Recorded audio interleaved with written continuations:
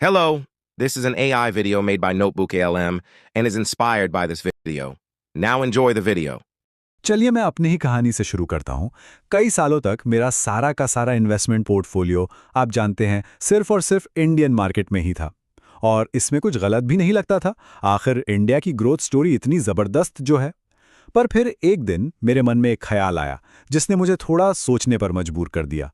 मैंने सोचा, क्या भारत की ग्रोथ पर फोकस करने का मतलब ये है कि हम दुनिया भर में जो इनोवेशन हो रहा है उसे पूरी तरह से नज़रअंदाज कर दें? मैं बस अपना पोर्टफोलियो देख रहा था और एक सवाल बार बार मेरे दिमाग में घूम रहा था। मैं सुबह अपने आईफोन के अलार्म से उठता हूँ, कुछ भी जानना हो तो गूगल पर सर्च करता हूँ और मेरा सारा काम माइक्रोसॉफ्ट के टूल्स पर होता है। ये वो कंपनियां हैं जो एआई, चिप्स और क्लाउड कंप्यूटिंग के जरिए हमारा आने वाला कल तय कर रही हैं। और मैंने देखा कि मेरे इन्वेस्टमेंट में इनमें से एक भी कंपनी शामिल नहीं थी। मैं सिर्फ उनके प्रोडक्ट्स का एक यूज़र था, एक कंज्यूमर। और यहीं पर सारा फर्क आ जाता है। एक तरफ हम सिर्फ इन ग्लोबल कंपनियों के प्रोडक्ट्स इस्तेमाल करने वाले उपभोक्ता हैं और दूसरी तरफ हम इनकी ग्रोथ स्टोरी का हिस्सा यानी इनके मालिक बन सकते हैं। ये सिर्फ एक छोटा सा बदलाव नहीं है, ये सोच का, माइंडसेट का एक बहुत बड़ा बदलाव है। तो देखिए, इस पूरी बातचीत का मकसद रिटर्न्स के पीछे भागना नहीं है, ये साबित करना नहीं कि कौन सा बाजार बेहतर है। मुद्दा सिर्फ एक सोच का है, एक सवाल का है। क्या हम सिर्फ ग्लोबल इनोवेशन के कंज्यूमर बनकर रहना चाहते हैं या उसमें एक हिस्सेदार, एक भागीदार भी बनना चाहते हैं? तो इस सोच को हकीकत में कैसे बदला जाए, इस पूरे सफर को समझने के लिए हम इसे 5 आसान हिस्सों में बांटकर देखेंगे। शुरुआत करेंगे कंज्यूमर से ओनर बनने की सोच से, फिर जानेंगे कि ऐसा क्यों करना चाहिए, ये कैसे मुमकिन है।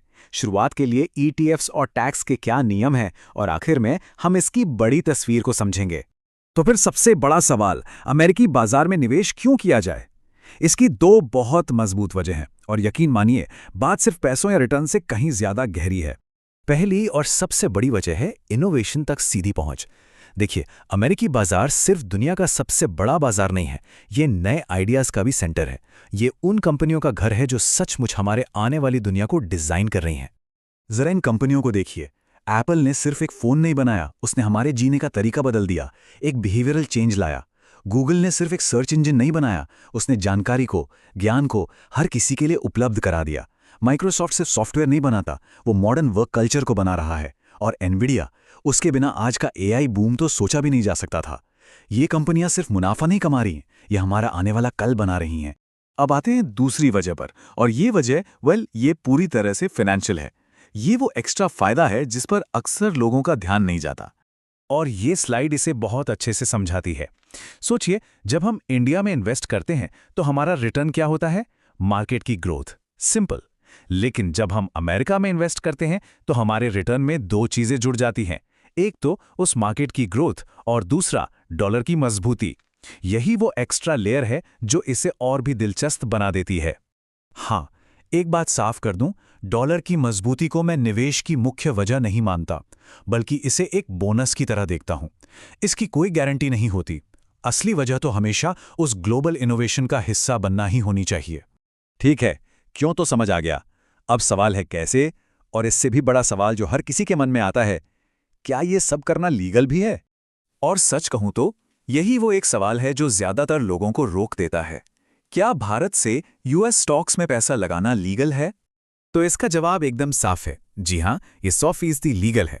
ये मुमकिन होता है सरकार की एक स्कीम की वजह से, जिसका नाम है LRS यानी लिबरलाइज्ड रेमिटेंस स्कीम। ये भारत सरकार की एक आधिकारिक योजना है जो हर भारतीय नागरिक को कानूनी तौर पर विदेश में पैसा भेजने की इजाजत देती है। LRS के तहत हर एक व्यक्ति हर फाइनेंशियल ईयर में $2.5 लाख तक विदेश भेज सकता है। ये एक बहुत बड़ी रकम है जो ज्यादातर लोगों के लिए काफी से भी ज्यादा है, और ये सिर्फ इन्वेस्टमेंट के लिए ही नहीं बल्कि पढ़ाई, इलाज या दूसरे खर्चों के लिए भी इस्तेमाल हो सकती है। अब मन में आता है कि ये सब बड़ा मुश्किल होगा। पहले के जमाने में ये सच में एक सिरदर्द था। बैंक के चक्कर काटो, लंबे चौड़े फॉर्म भरो, ज्यादा चार्जेस दो। लेकिन आज सब बदल गया है। टेक्नोलॉजी की वजह से ये काम इतना आसान और इतना स्मूथ हो गया है कि आप सोच भी नहीं सकते। भारत में बैठे बैठे सारे नियमों का पालन करते हुए यूएस स्टॉक्स खरीदना और बेचना अब पूरी तरह से मुमकिन है। ठीक है, तो ये लीगल है और आसान भी है। अब बात करते हैं कि इसकी शुरुआत कैसे की जाए। लेकिन हम में से ज़्यादातर लोगों के पास इतना वक्त कहाँ होता है कि एक-एक कंपनी पर रिसर्च करें, स्टॉक चुनें, है ना? तो इसका एक बहुत ही शानदार और आसान सा जवाब है ETFs, यानी एक्सचेंज ट्रेडेड फंड्स। इसे आप शेयरों की एक बनी बनाई बास्केट समझिए। जैसे अगर S&P 500 ETF खरीद लिया, तो इसका मतलब है कि एक ही क्लिक में अमेरिका की टॉप 500 कंपनियों में आपका पैसा लग गया। इसमें टेक्नोलॉजी, हेल्थ केयर, फाइनेंस, मतलब हर सेक्टर की कंपनियां शामिल हो जाती हैं। ETFs का सबसे बड़ा फायदा यह है कि डाइवर्सिफिकेशन अपने आप हो जाता है। किसी एक कंपनी के ऊपर नीचे होने से आपके पूरे इन्वेस्टमेंट पर ज्यादा असर नहीं पड़ता। ये नए इन्वेस्टर्स के लिए मार्केट में कदम रखने का एक बहुत ही अच्छा और सेफ तरीका है। और सबसे बढ़िया बात, इसमें भी इंडियन म्यूचुअल फंड्स की तरह हर महीने SIP के जरिए थोड़ा थोड़ा इन्वेस्ट किया जा सकता है। अब आते हैं एक बहुत ज़रूरी विषय पर, टैक्स। इसको लेकर ना बहुत कन्फ्यूजन रहता है, पर नियम असल में काफ़ी सीधे हैं।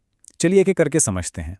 अगर कोई US स्टॉक या ETF 24 महीने यानी 2 साल से पहले बेचा जाता है, तो उस पे जो मुनाफा होता है उस पे short term capital gain tax लगता है। ये टैक्स आपके इनकम टैक्स स्लैब के हिसाब से ही लगता है, लेकिन अगर 2 साल के बाद बेचा जाता है तो इस पर long term capital gain tax लगता है, जो कि करीब 12.5% है। एक और बात, अगर कंपनियों से कोई डिविडेंड मिलता है तो उस पर अमेरिका में 25% टैक्स कटता है, जिससे आप इंडिया में अपनी इनकम टैक्स रिटर्न फाइल करते वक्त एडजस्ट करवा सकते हैं। तो इन सब बातों का निचोड़ क्या है? द बिग पिक्चर क्या है? देखिए, ये सब किसी इन्वेस्टमेंट शॉर्टकट के बारे में नहीं है। ये उस माइंडसेट शिफ्ट के बारे में है जब कोई ग्लोबल सोचना शुरू करता है। इसे इंडिया वर्सेस अमेरिका की तरह नहीं देखना चाहिए। सही नजरिया है इंडिया और अमेरिका। क्योंकि देखिए, लंबे समय में सिर्फ एक देश, एक करेंसी और एक ही बाजार पर पूरी तरह से निर्भर रहना एक स्मार्ट स्ट्रैटेजी नहीं हो सकती। यहीं पर डाइवर्सिफिकेशन, यानी अपने निवेश को अलग अलग जगहों पर फैलाना बहुत ज़रूरी हो जाता है। तो आखिर में बस एक सवाल अपने आप से पूछने वाला है। आज हमारी दुनिया ग्लोबल है, हमारी जिंदगी ग्लोबल है, पर क्या हमारा इन्वेस्टमेंट पोर्टफोलियो भी उतना ही ग्लोबल है?